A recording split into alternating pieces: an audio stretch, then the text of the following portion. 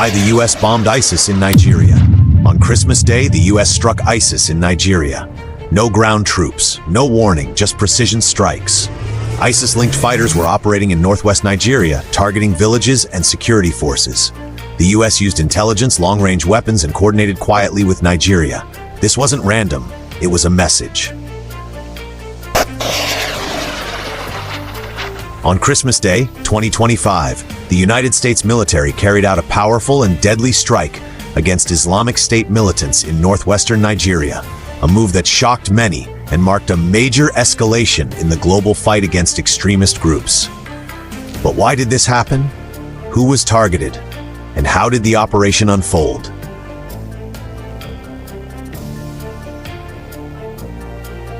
For years, Nigeria has faced a complex and deadly insurgency involving multiple armed groups, including Boko Haram and its offshoot, the Islamic State West Africa Province, ISWAP.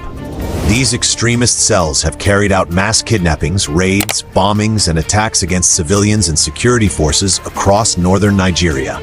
In 2025, violence surged again, particularly in northwestern states like Sokoto and Kebbi, where militants terrorized remote communities and attacked both civilian and security targets. Analysts pointed out that groups like Lakurawa, an IS-linked faction, increased their footprint in border areas. In the weeks leading up to the Christmas Day operation, the United States had been gathering intelligence over Nigeria. U.S. contractor-operated aircraft flew surveillance missions from Ghana, collecting data on militant camps and movements. This increased activity followed warnings from U.S. leadership that Nigeria's government was doing too little to protect its citizens, especially religious minorities.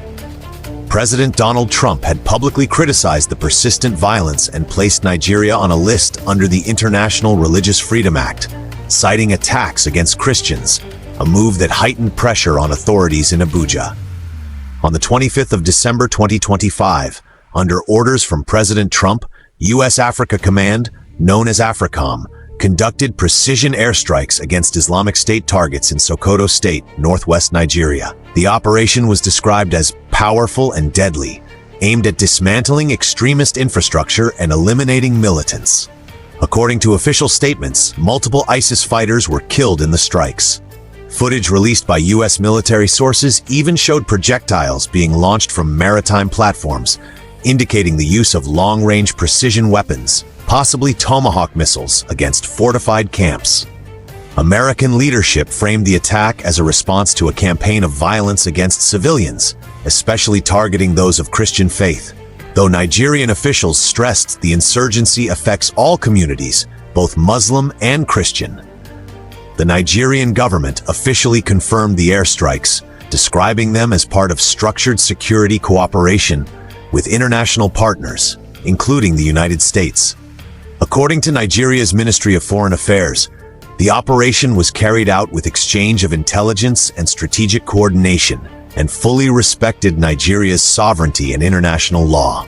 Importantly, Abuja rejected the narrative that the violence, or the response, was purely about religion. It emphasized that extremist violence in Nigeria targets multiple communities, and that counterterrorism efforts are aimed at protecting all Nigerians, regardless of faith.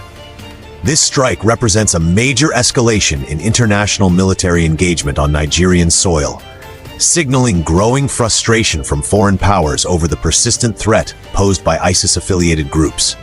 The operation underlines the complexities of Nigeria's security crisis, where insurgency, banditry, and community tensions intertwine. It also raises critical questions.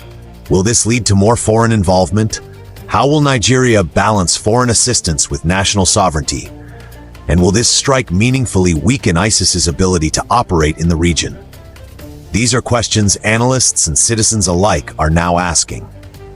The Christmas Day strikes in Sokoto were not just a military operation. They were a geopolitical statement. They showed that extremist violence in West Africa remains a high priority for global powers, and that cooperation between nations may increase as the battle against ISIS and its affiliates continues.